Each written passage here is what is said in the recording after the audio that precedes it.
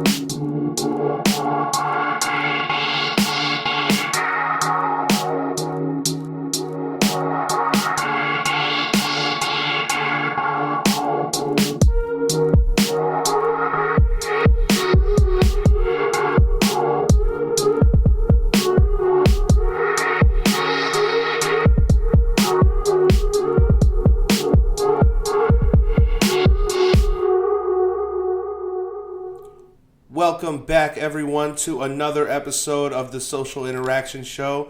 I am your host, Erik Reyes, and today is a very special episode because I am sitting across from the man, the myth, the legend, Lynell Allen Vaughn. What is up, Lynell? Yo, what's up, yo? Welcome to the show, bro. Thanks for coming out. We appreciate you being here. Thanks for having me, man. I appreciate you. Of course, bro. I couldn't see anybody else being the first guest on the show. So, you and I, we've known each other for a while, right? Yeah. It's been what, like 7, 8 years? Yeah, almost going on 8 years. So, can you tell everybody how we first met? Olive Garden. OG. I think the first thing I ever said to you, and this is funny, you said, yo, I sat you. I'm like, if you don't get your ass back, like, I was like, yo, if you don't do your job or some shit like that. But, like, I said it to you in, like, a playful manner, and we just started laughing. Oh, yeah. And ever since then, dog, it was just like if... To me, if you can just, without knowing somebody, just crack jokes with them instantly without even exchanging names, bro, like... Dude, it made work so much fun being able to be like, you dumb bitch, like, go get your fucking tables, like, you suck, like... Bro, like, we used to, like, fuck with each other at work, though. That was the funny thing. Like, it would be anything to her, like, seating people tables we ain't want, like, setting niggas up with females that they ain't like...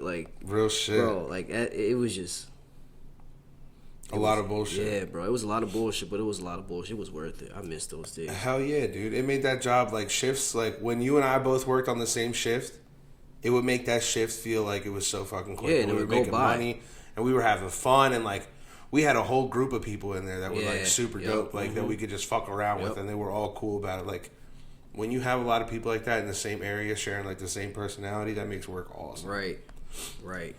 So after we met, and then we got close, and I found out that you were a dancer at Olive Garden, and you found out that I was an actor, and we were both starting to do our things, and we were both really, in a way, we were both, like, still coming up. You know what I mean?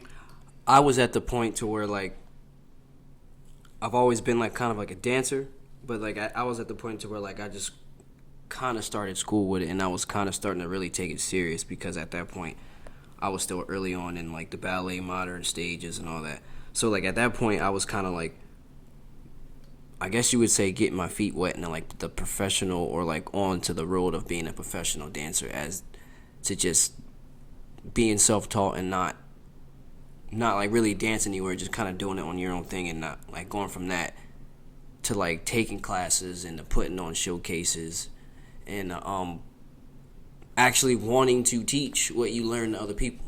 Hell yeah. I could definitely agree with that. After a certain point with my acting thing, you know, it almost feels like, damn, I've learned so much, it's almost a disservice to not give back to other people that are trying to do the same thing I'm doing. You know what I mean? Right. Like, if I was at a point where I had found out information earlier, maybe I'd be in a different spot right now. I was talking about that earlier with somebody. It's kind of like you always think if I knew what I knew now back then, things would be different. But like, if things were like that, then would we know struggle? Would we know what rock bottom is or might be if you hit it? Like, I'm a true believer of everything happens for a reason, and you go through what you go through to make you stronger. It can make you or break you. That's so true. That's 100% truth. So, what really initially attracted your eye to dancing? Like, is there somebody that you looked up to when you first started? Is there a move that you wanted to learn first, and you were like, "Yo, that shit looks dope. Like, I want to learn that." Honestly, it was. I heard an announcement in 6th grade on the. It was like the end of the day announcements. They had like before they like dismissed everybody to go to the lockers and get their shit and get on the bus and go home. But they were like, "Oh, there's this Kappa talent show, such and such. Auditions are there." And I was thinking like, "Yo, it'd be funny if I got like a bunch of my friends and we just kind of did something." I got maybe about a good number, maybe a handful. It was me, Teddy, and then that's actually how I met a couple of other of my good friends that I have now. And Teddy's your brother, right? Yes, Teddy's he's my middle brother. Dope. I got 3 brothers, but Teddy's my middle brother. And then eventually I ended up getting Marcus, my younger brother, in it. But he was in 5th grade, and I was in 6th grade. And Teddy was in 6th grade with me. We were all kind of like close like that.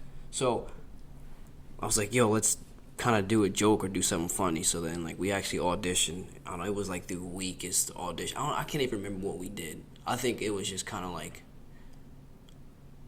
we were all like on stage at different ends, and one nigga would just run across the stage and do a couple flips, and they'd be like, oh, all right. Flips are hot, and then another nigga would just run on stage and just dance for a little bit, and then another nigga would flip in the back of them and all that, and it was just so random, but they loved it for some odd reason. It was so unorganized, it was terrible, but we were young, and we just back then you just had that like, I don't give a fuck. I'm gonna do this. I'm gonna do it my way, and then it's gonna work for me the best way possible, and it did.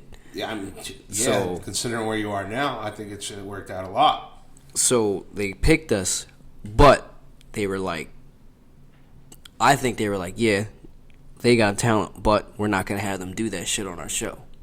So they assigned us a choreographer. This is the first choreographer I've ever had, and he would like taught us warm ups and all that. And I was like, all right, this is like gym class, like just like warm ups, but with rhythm. And then he taught us the wave, and then ever since I learned the wave and I've got it down, dance was just like this shit. It's because for one, it's just cool. 2, I mean, I burn a lot of energy dancing, and 2, I mean, like females like it. Right. Like, I mean, hey, like yeah, people sure. like it. Female like, yo, I mean, like. And you got to think about that first time that you were on stage too, like that energy that you get from like having people watch you, like nerve-wracking. Yeah, dude, I'm telling you, I was the same way too. The first time, which was this talent show, like I ever had a professional performance. It was about, and it was at the high school, and the high school auditorium held about maybe a couple hundred people, maybe like even 1,000. It wasn't 1,000 people, but it was like up there in like the hundreds, and like it was to the point to where, you can walk on stage and you can just feel eyes, and you can just feel the energies, because like the performance in this talent show, it was like a talent show, not a dance show. So there was like bands, there was like singers, rappers, bunch of different shit. So like I think we went after like a rapper or something, and then like everyone was still so hyped up. They were ready to see the next joint, and then like before the show came on, we kind of already had made a name for ourselves because we had like a couple of months to set up and to practice for all this. So between us practicing, we would dance in other places. Like we'd go to parties, and we would dance. We would dance at our schools and all that stuff. And then like somehow we got it to the point to our school let us travel to the different middle schools and dance for their like elementary schools. And y'all was high. Y'all was fly. Yeah, we developed a name for ourselves in our little town that we lived in. So then when we came out on stage, our name was the Roosevelt Rough Riders, because we went to our middle school's name was Roosevelt. So shout out Roosevelt. It's not a school anymore, but yeah, shout out Roosevelt. Damn, R.I.P. It's Roosevelt. Actually, it's the school district building now. So I mean, like not a school anymore, but still got something to do with school. So I mean, like that's what's up. But Roosevelt Rough Riders. We came out on stage. I remember we wore these blue T-shirts. They had Dickies on it, like the Dickies. And then we had like, I had blue Dickie shorts. Teddy had red, and then it was like blue red, but we all had like navy blue with the Dickie Jones. Right. And like we all had like white shoes. Well, like back then where it was tough to pull your socks all the way the fuck up sometimes to where like they're like your shorts are over them, so you can't see no skin. Yeah, it's just right, like right. sock, I'm shoes, fucking like dead, it's like that. yeah. But like, and we fucking killed it, bro. We killed it. And right. ever since then, it was just like, yo, this adrenaline and this love that you get from people, you just doing something that you actually enjoy, and you're having fun, and people are having fun watching you, bro. This is it. And ever since then, I was like, yo, I'm a dancer. Hell yeah. Fuck all the noise. Fuck all the hate and shit. I'm a dancer. That's another thing I was just about to ask you. Like, did you find yourself like coming into troubles being a male dancer? And I mean, dance is predominantly female. That's just what it is. Like, there are more female dancers than there are male dancers. Even in the classes that you were at Monco and I was there was more chicks than there was guys. Was there any like, what I mean? Like, was it like bullying, any shit like that? Like, yes. Yeah. See, dance, I wouldn't necessarily say that back when we started dance, it was like we were called like homosexual or gay right. or anything. It wasn't more of that. It was more of just like, all right, put it like this. There were two dudes right. and a girl. Right. In one room. Obviously, the two dudes want this girl, and if this girl is up for grabs, she's gonna go for the one who's more interesting to her. Sure. So, back then it was like the thugs and the rough heads and all that shit, right. And then it was just us, the dancers. We wore like all kind of fucking color skinny jeans. We skateboarded. We just kind of stuck to ourselves, like we did our own thing. We hung right. out. We had practice and all that. We did birthday parties. We did all kind of shit, but on our own thing. Eventually, females, like, it is true that females like rough heads and thugs and all that, but eventually there's some females who look at it like, oh, well, they doing something different. For sure. And everybody kind of fucking with it, so I'm going to fuck with it. Right. So when they crowd started fucking with our crowd, it brought like, oh, well, fuck them niggas, and we don't fuck with them. Right. They gay because of how they dress, or it was always, they would never like really, there was never really a reason why they were mad, but you can always tell, like, oh, this is why you're mad. Right. This is why you're mad. It's because, pretty much I'm taking your bitches. That, and a lot of people, they use that shit as like a defense mechanism too, because they're mad that they can't do something that you can do. Exactly. You feel me? Exactly. Because when you're out here doing all these cool ass dance moves, moonwalking, flare, backflipping, dude, not a lot of people can do that shit. Not a lot at all. So there's definitely some envy coming at you from other, from dudes out there that can't do the shit that you're doing. Of course. And of course attention's going to be on you too when you're like from the ladies. If you're in a predominantly thing that has females and you're one of the only males there, yeah, eyes are going to be on you. You're killing it too, like at that. Like, right, exactly. Especially when you're nice. So now that it's been a long time since you've come from there, right? It's been a long time since that day on the talent show. Since then, you've been what? You've been fucking college.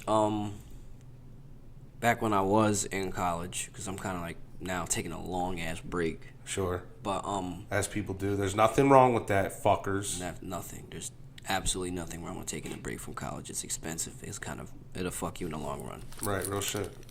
But after Monco dancing in college and all that, I kind of transferred to App State in North Carolina, and I was doing some dancing shit there. You weren't just doing some dancing there, though. You was like choreography. Yeah, and that's something that I'm glad that I got to experience, is because before I moved, I always choreographed, but I didn't really see myself as a choreographer, is because I would watch other people's dances and all that, and mine were nowhere near up to par. But some odd reason people would fuck with it. And like, the thing about what I do is I take I'll have like the most randomest thought, and I'll turn it into a weird idea, and then I'm like, you know what? I'd make a dance about that. Right. Mine isn't always, when you watch a lot of dances, you kind of always see like slow movements, kind of referring to like something sad. Sure. Or like if you have a lot of power moves, it's like something hype. Right. Or it's like that like medium, that Sure. middle range. I like to just like think outside the box. So if I'm gonna make something sad, I'm gonna make it sad. I'm just not gonna make it. Oh yeah, that was sad. I felt that. I want to make somebody feel, or I want to make somebody laugh, Right. or I want to make somebody say, "What the fuck." Real shit. You want to tell a story. I can tell a story, Yeah, or I you can do get all on that. stage and literally just dance, but do it in a different way, or wear something crazy like the cat mask. Yeah, like that That's one just trick you like, did, right. bro. Like, and a thing about me is like, I'm shitty at like planning things over time. Sure. I'm kind of like at the point to where I just a week before listen, I'm gonna do this song.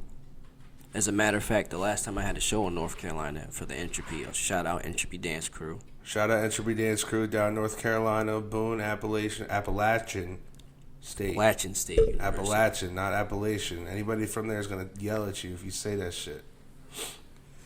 Actually gonna be down there this April for their show. Y'all come check me out. Yeah? What are the dates? April 4th, 5th, and 6th. 5th is the showcase. Come check me out. I believe the 5th is the battle, too, if they're still having one that I will be participating in. Hell yeah. So, Boone, North Carolina. I know it's pretty fucking far from Philly. I mean, hey, But- there might be some listeners down in Hey. Boone right now. Shout out. So, you started at a talent show. You went to choreography. Now, what do you, like, how do you generalize, like, how would you describe your dancing? Like, how would you describe your choreography? Is it a certain style? Is there anybody that influences you, influences your styles, your movements? I used to say no one really influences me, but I think a little bit of everyone influences me is because I can watch a whole bunch of different kind of dancers and just get ideas, and they can influence me to do a certain move or to influence me to make a certain piece. Sure. Because you were talking about the other day, something always comes from something. Right.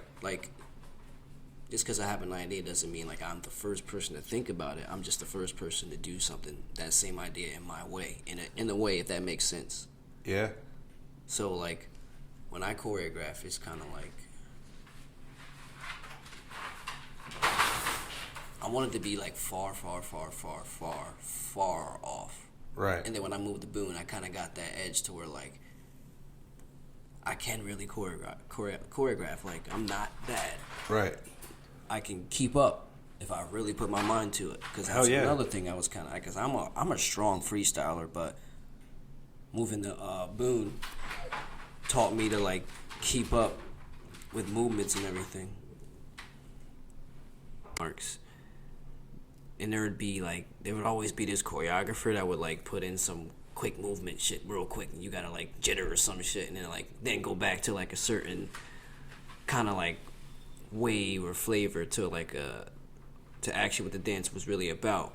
Sure. And that shit was hard at times, but then again, once you do it a while and you do it more and you do it more, then you kind of pick it up. So now I kind of this is what I do. Well, the kind of dancer I am is I take something that it's hard and I kind of add it to my dancing. So Sure. those quick jitters and all that, Right. I kind of added that to my style. So now when I freestyle and I do anything, I'll be adding little jitters and shit real quick. All right. Speaking of your style, now we all know you're a dancer. Lynell Allen Vaughn, when people say your name, it's dancer right now.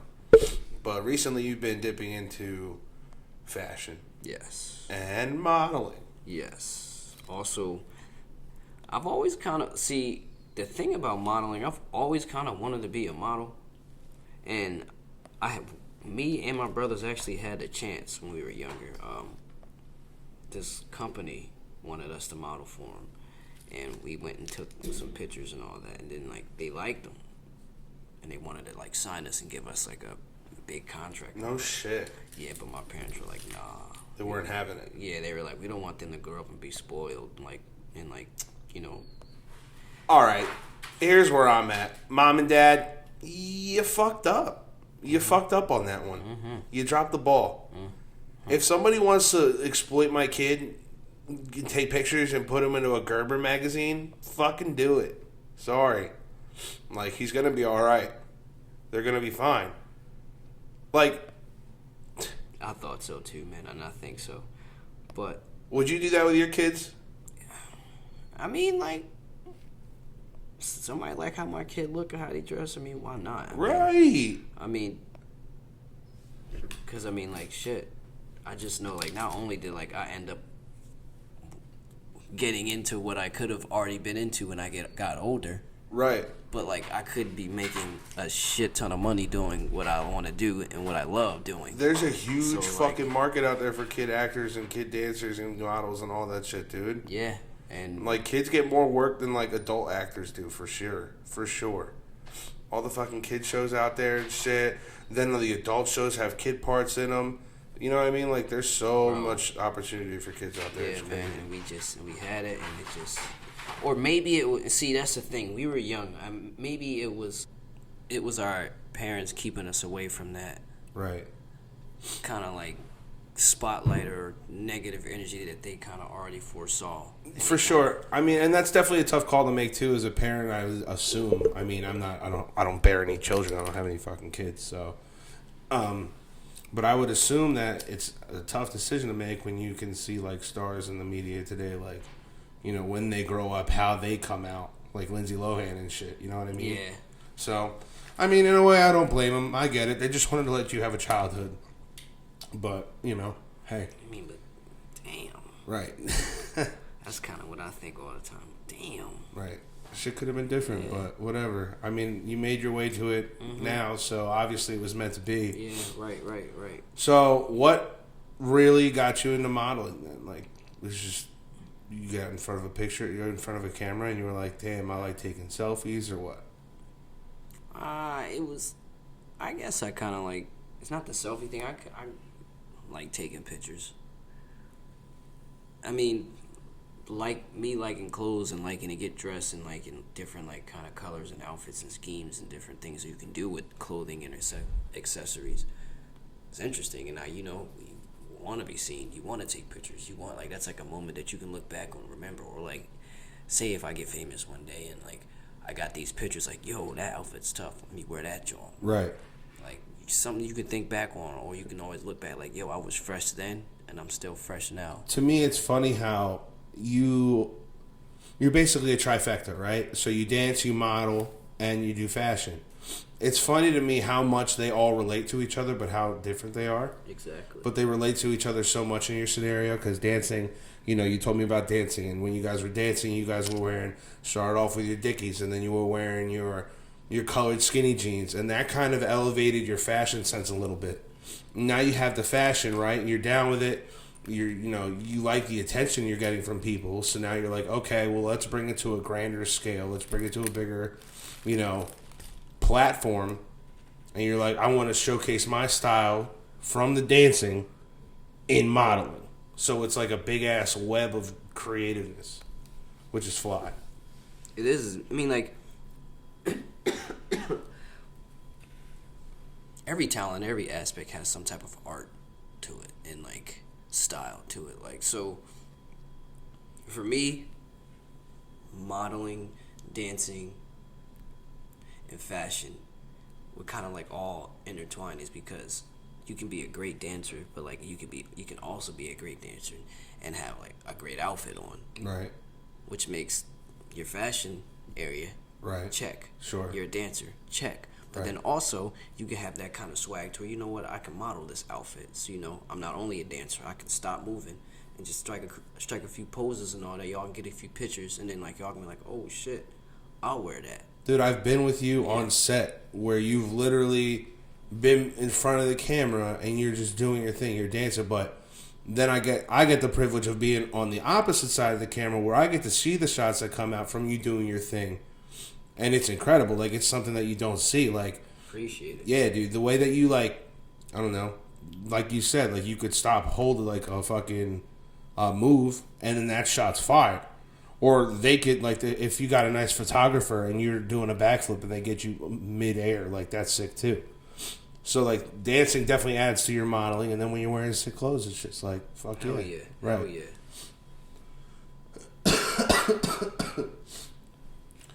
Oh, shit. So, what you do today? Work, man. Mm-hmm. Work. Working at Candytopia. Down in fucking Yeah. Center City. It's a decent job, you know. I mean, it has its days, but you know, for the most part, it's a decent job. You know, last day, as of now that I know, is March 15th, I believe. Yes, March 15th. May get extended. We don't know yet. But if anyone wanted to go ahead, check them out. They're at the Fashion District, or AKA for all, us old heads, the Gallery. Mm-hmm. They're there. They're open from 10 to 10. Get your tickets online. That's the reality of the situation, though, for anybody out here trying to be creative that hasn't made it already. Work. Work. It's work. 40 hours a week, It 50 fucking hours a week, 2 jobs, however you get by, but the most important part is staying creative. Staying creative, like, and you can even get creative at work. No matter where you work, you can get creative with your schedules. You can get creative on how you do things at work, as long as you're getting the job done efficiently and safely the right way. Real rap. You can still make something your own and do it the right way. So even though you're working a job, you still find ways to be creative and work on your craft. Exactly. That's Like, dope. for instance, I'm one of the rooms I work in. It's the clock shop. It's like I can literally be whatever king I want to be, because I'm the king of the clock shop. I can be the king of Candytopia in there. I can just be the king of clock shop. Okay. Today someone asked me, "Are you the king of Candytopia?" I looked at him and said, "Only till 4 o'clock." And then, like, it was funny, but, like, you know, people laugh, and, you know, it's just like you can interact with people, and sometimes it's like I have groups to where, like, they come in and people are just, like, upset, mad, bitchy, and all that, but you just, you know, you just be you, and you can either turn it around, or you can just send them on their way, and they can continue on through the tour. But, like, I guarantee you ain't gonna leave mad, because who leaves Candytopia mad? Like, you get free candy. You literally can't. It's literally, to those of you that haven't been there or gotten a chance to at least fucking Google the place, it's basically Willy Wonka's damn chocolate factory, but with less chocolate and more like sweets, like gummy bears and shit. It's actually a dope establishment, and I definitely think people should check it out. They have paintings there of like Michael Jordan, Prince, but it's completely 100% made of candy. Yeah. Life-size dragons made of fucking Mike and Ike's. Candy up. Ridiculous. It's awesome, yo. It's pretty cool when you think about it. Like, people take the time and the effort, and they have the patience to do something like that. That's dope. Working in the city, though, is probably so... Like, I've worked in the city. I worked at a Wawa down in Center City, right off Broad and Chestnut, like, right there. Lynell worked there, too, with me. Like, we've worked many jobs before. And let me tell you, I've never wanted a new fucking plague more in my life. Like, we're so overpopulated, it's ridiculous. Yeah. Lynell, like, how many fucking people... When we were working register, how many people would be in line? Bro, from the coolers all the way to the front. First of all, I never, like, lived. I was always, like, the person to live close to cities and not really, like, you know, live in them. And, like, when I moved to North Carolina, I was up in the mountains, so, like, that was even farther from a city. So I worked jobs and I worked gas stations and all that. There was never a need for a security guard to stand there. I moved down here, and there's, like, a security guard for every store. Every establishment has a security guard in it. It's crazy. From open to close, they all have security in the front of the fucking store, in the back of the fucking store. Every store. When we worked at Wawa, there would be at least in my shift span, and I'm talking like I would work probably 6 to 2, sometimes like 6 to 12, like whatever the fuck the shift was. Minimum 4-hour shift, there was probably at least 15 people that tried to rob the store. At least. And those cops, they're there for a fucking reason, and let me tell you, they were busy. Busy. busy. Like, we need a new plague. There's so many fucking people, and let me tell you, they're all rude assholes, too. You get the occasional nice person in the bunch, but they're all dicks. That's why I'm not afraid of the zombie apocalypse. He said, I'm not afraid of it. No. There's... Oh, wait, no. I think I would be afraid. If I was working at Wawa when the zombie apocalypse popped off, bro, are you fucking kidding me? It's like we'd have to, first of all, get here, get the dogs, and then make sure we're all good. You wouldn't want to come get your pup? Well, don't make me sound like an asshole on my show. I love my dog. But it's the zombie. All right, everybody at home, hear me out. I love my dog, right? I love Romeo, but it's a zombie apocalypse, right? Like, it's kill or be killed. So, hear me out. I'm not writing him off right off the bat, right? But if he's in that cage right now, hear me out. When we're at work, the dogs are in the cage because they like to get out and they like to fuck shit up. Am I wrong? No, you're not. Right. So they like to get out, they like to fuck shit up. If they're in the cage right now, you know, meaning I'm at work, I'm at Wawa working when the zombie apocalypse pops off, they're here in the cage. They're definitely safer than we are. So I'm not rushing back. They'll be fine. Our apartment building has 2 sets of doors before anybody's going to get in. So there's barbed wire in our fence. Shout out to North Philly. But you got to think, though, you would need your card. Well, my Altima's not going to do shit in the zombie apocalypse if I got to fucking stampede through fucking 50 of them. So pretty much you just not coming back. No, I'm not saying that. I definitely need to come here and regroup. Wouldn't you want to come have a rendezvous spot we could regroup? Yeah, of course. But, like, what the fuck? All right, so it's just so saying if it happened and we were working in the city, like we were working at a Wawa, we were at a shift, and that shit broke off. Where the first place we going? Because one, think about it. We're at Wawa. Ain't no driving there. We caught the train. Boom. He said boom. So. Right, but now we're at work. We're in Wawa, uniform and all. Mm-hmm. Zombie apocalypse pop off. Come in, bite the first person. The security guard at the front of the door, the cop. But he's right there, bro. You know what I mean? Yeah, he's going to be the one that's trying to apprehend it. Yeah, like, get out of here, you fucking crackhead. Wow, that's crazy. He's going to think it's a crackhead. And then he's going to bite him. And he's going to be like, I'm going to fucking take you in. And then he's going to turn into a zombie right there. Now there's 2. Damn, if you get a plug taken out of you and you're going to just say, I'm going to take you in, bro, I think you need to, like, worry about other shit. That's a dedicated cop. That's what it is. But seriously. And then think about it. Now we're behind the counter. Are you like, I don't want to get fired, dude. Should we dip? Yeah, we should fucking dip. Yo, if I see somebody running to bite a plug out a nigga, I'm out. But where are you leaving, though? Like, how are you going to get the fuck out? Like, all right, listen to this. How long do you think it would take us to get back to our apartment from Philly? The zombie apocalypse breaks out, but hear me out. Mm-hmm. Subway's shut down. Buses are shut down. Oh, first of all, people are running around in the streets. The last place I was thinking is a Subway. Yeah, I would never. Place. That's the last place that you would, because like you could pull up to a swarm. I'd never, bro.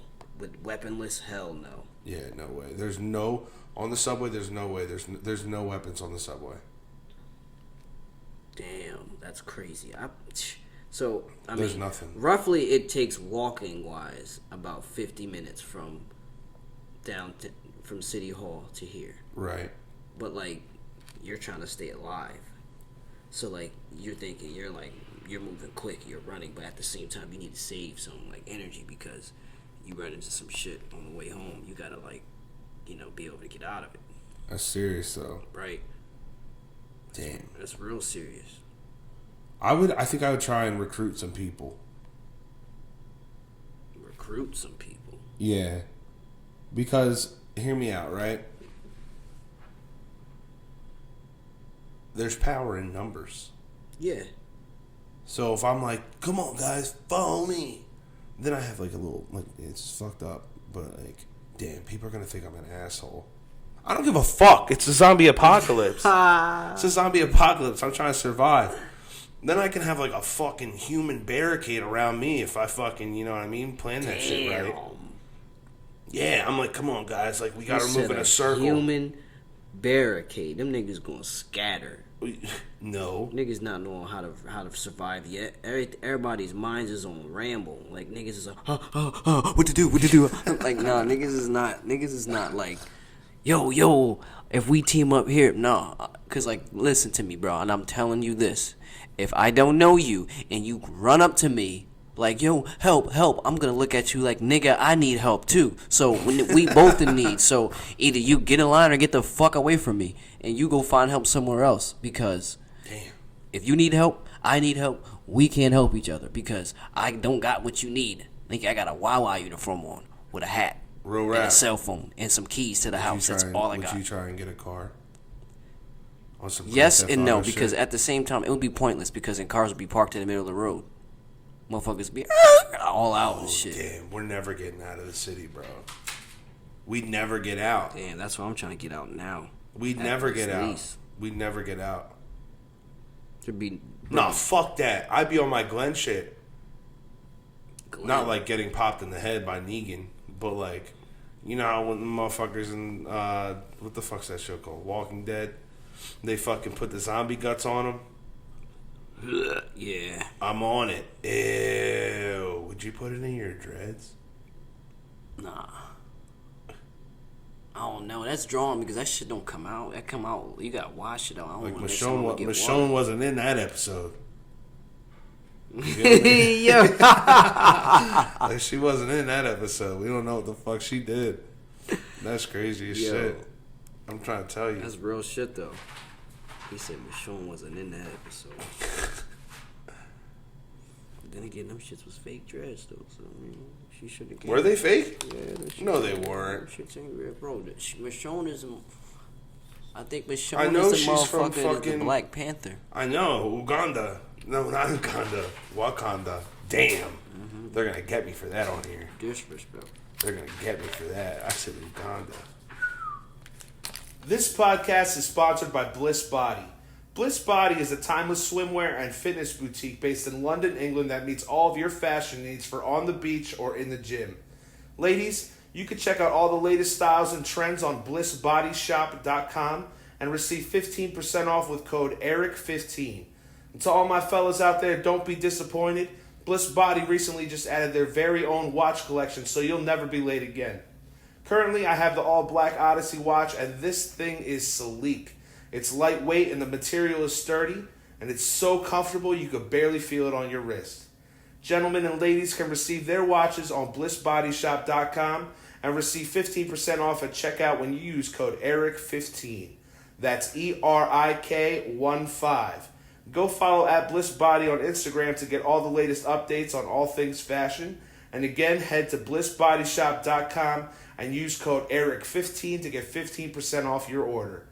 And now, back to the podcast. In my bed.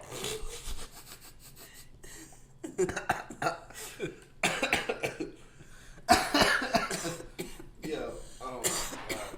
Eat my back! Yo, I don't think I've ever seen a group of people ride harder than Wakandans. You see it? Yo, numbers. Tripping the KKK. Them niggas ride for each other. Drawn. No, not like Wakandans.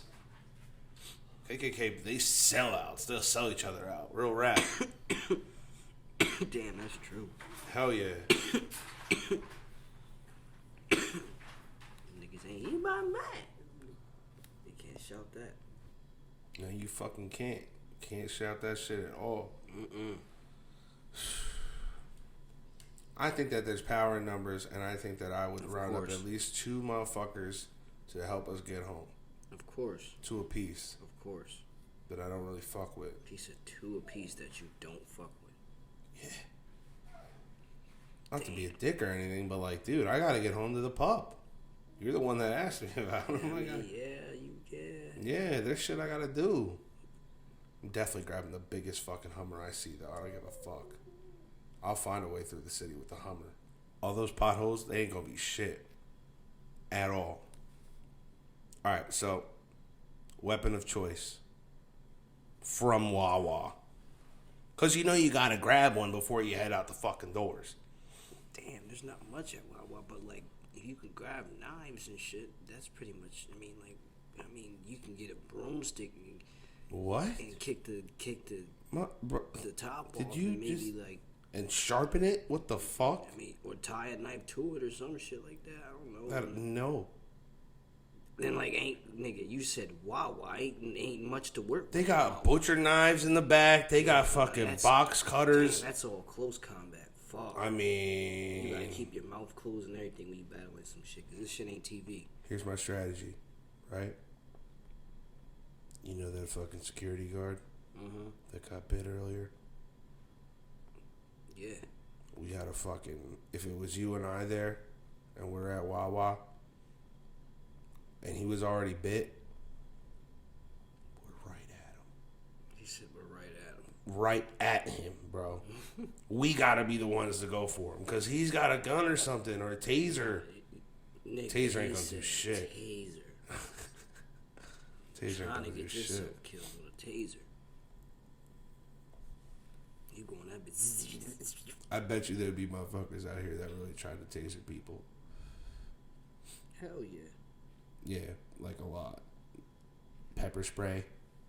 Hell yeah. That's gotta be the dumbest shit ever. We gonna pepper spray a zombie and what? Oh my god.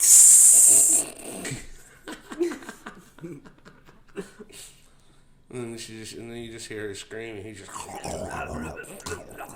He just Get keep the coming at fuck her. out. Yeah, right. Right, he got his mouth, Already got her fucking got his mouth open. More. took a chunk out of her fucking forehead. Right. Right, and another thing too, you gotta watch motherfuckers get eaten alive. That's you're gonna have to get desensitized to that shit. But like, you guys, the first time. Are you gonna really be like in awe, like, holy fuck, like I'm really watching this guy? Not like I'm not gonna be in awe, of course not. But like you, Well, you know what I you're mean. not gonna Like, be like what you know. You can't say you can run it past like yo, damn, yo, this shit really happening. Like Yeah. yo, and, you start, and that shit make you speed up. he said that shit make you speed up. Hell yeah, I'm shifting gears. You ain't lying. The fuck, I'm putting a bandana on so quick. Rambo in it. Bro, Like, I don't give a fuck if my Timbs get scuffed. It's a wrap then. nigga, Tim's, I hope. If I got time, I'm in the closest running store on some shit. I'm dead. He gonna put the Nikes You on. ain't lying. I'm Puma Jones. fucking out. The new Airwalks. No, but seriously, what do you think's your best tool in the zombie Probably apocalypse? something. I mean, like I want to say a gun but like that one that's gonna be hard to find. But like I would honestly want something that I wouldn't have to reload, that I can always have with me. So Motherfucker, they don't got ray guns in real life. Fucking machete or like a sword or some shit or a staff with like knives at the end, some shit like that. I can get good at. Nigga, I'll be on some kung fu, crouching tiger, hidden dragon shit. Like, nigga, what? You should get me. Now, you think you're gonna have time to train with a I staff? don't even train, nigga. I'll be training on these fucking zombies. What you mean? That's my training. You're not gonna be nice right off the bat. You're gonna have to go 1v1 on a couple zombies first. Yo, fucking, oh my god. Dog, like, alright, say, like, we get set up and then we just have training grounds, so we, like, let one zombie in and then we, like, train Like with battle them. royale. Yeah, like, you just train with them. But, like, I wouldn't put Like it on. different hand-to-hand combat. Like, you only, like... I would only use that for training. I wouldn't use that for, like, sport and all that shit, because then, like, I think that shit's too much. I don't know. I wouldn't.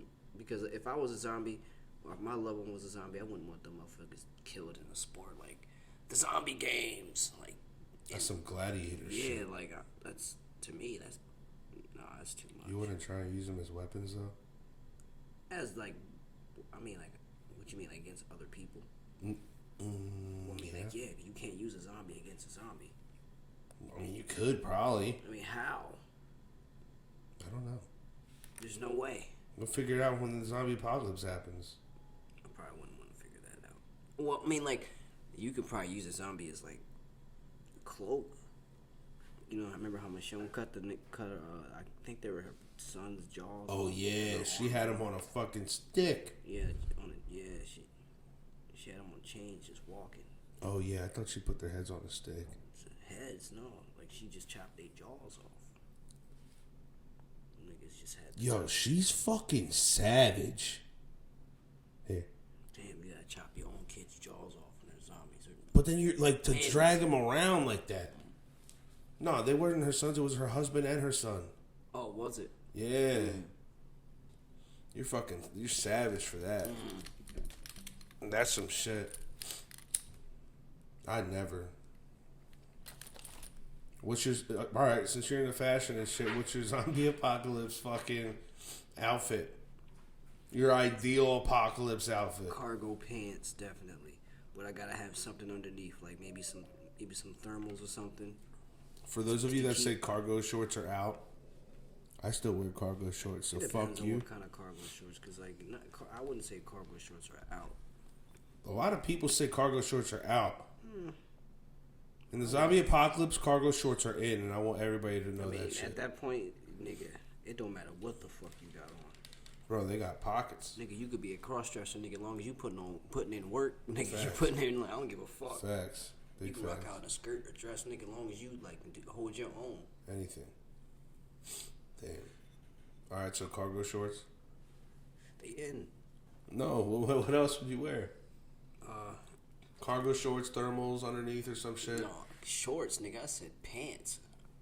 Shorts is out for the apocalypse for me. Yeah.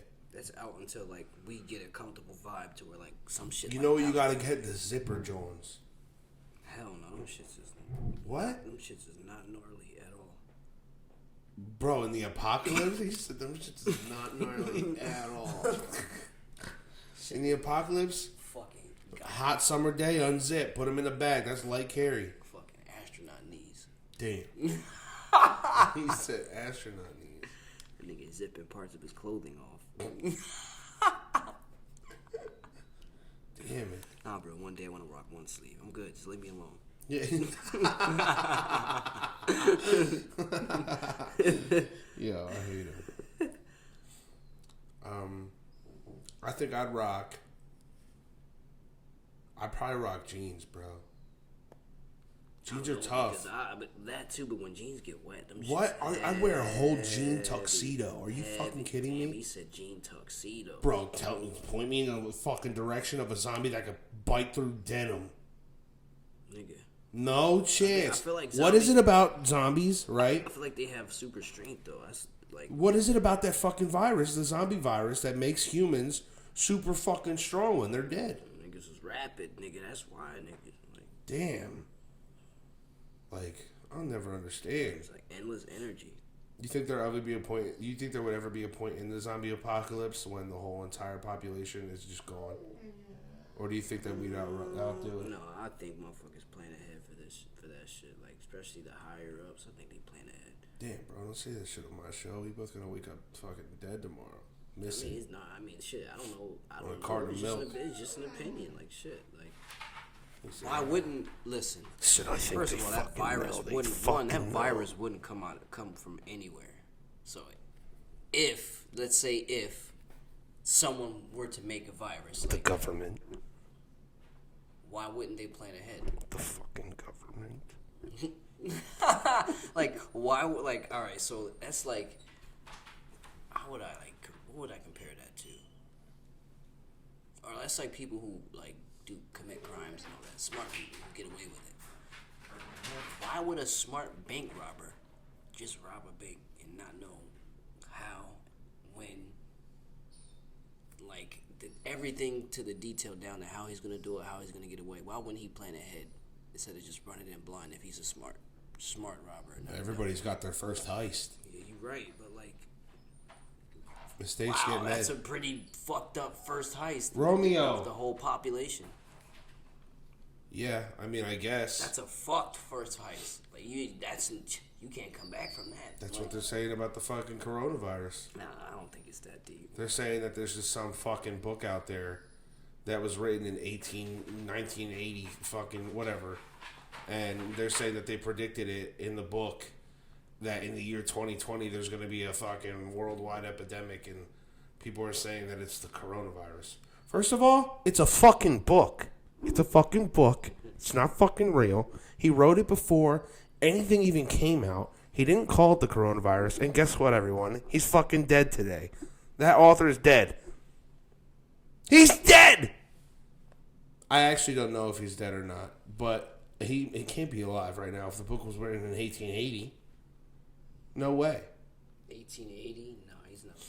That's like. Do you think that you think that these are like test runs to see if they can make the apocalypse? What?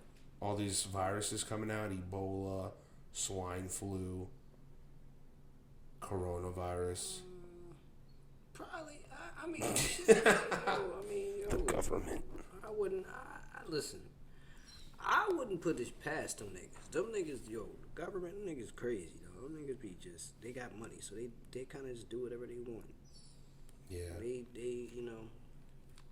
they got their own agendas and shit. They do what they want. I mean, ain't shit us broke niggas can do about it. Facts. I mean, Very like, true.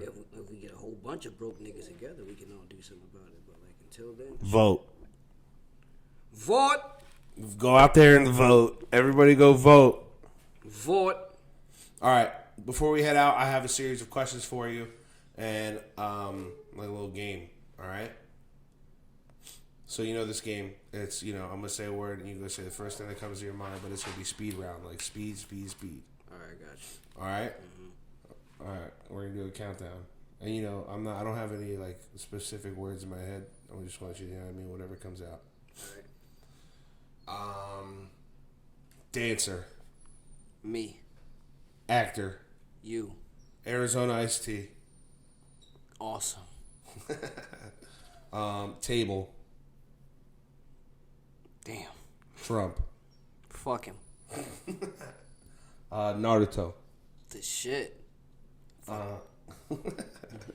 He had more than one word for that one. The social interaction show. The shit. You know what I'm saying? He gets it. He gets it. People, he gets it. Fashion. Did I already say that one? Nah. Well, Fashion. me. Model. Me. All right, bet. That's that game. What do you say to the kid at home that's trying to get started in dancing? Just do it, man. I mean, like, you can talk about it forever. I mean, you just do it. Pick something. Pick one move, one style, or if you're the type that can branch out, pick that. But like, whatever you want to do it. I mean, practice doesn't make perfect, but damn sure makes you great. So, I mean, hey, I came from nowhere. Facts. That's words of the wise right there. All right, man. Let's wrap this shit up because this dog's pissing me off with all this crying he's doing. Shout out Romeo Reyes. My dog loves to whine. Where can they find you, bro? They can find me at the Allen Vaughn official on Instagram. And coming soon, I got something like a vlogcast coming soon that's in the workings called Planet Pluto. Oh shit, Planet Pluto. I'm gonna keep y'all updated. But also, one more thing, follow my little man, Royce Rolling Store on Instagram. He got his own Instagram. Give him a follow. Give him a couple likes. That's my little pup. I love him to death. Real rap. Make sure y'all go follow me at the Erik Reyes on Instagram, your host of the Social Interaction Show. And make sure you guys go follow the Social Interaction Show on Instagram as well.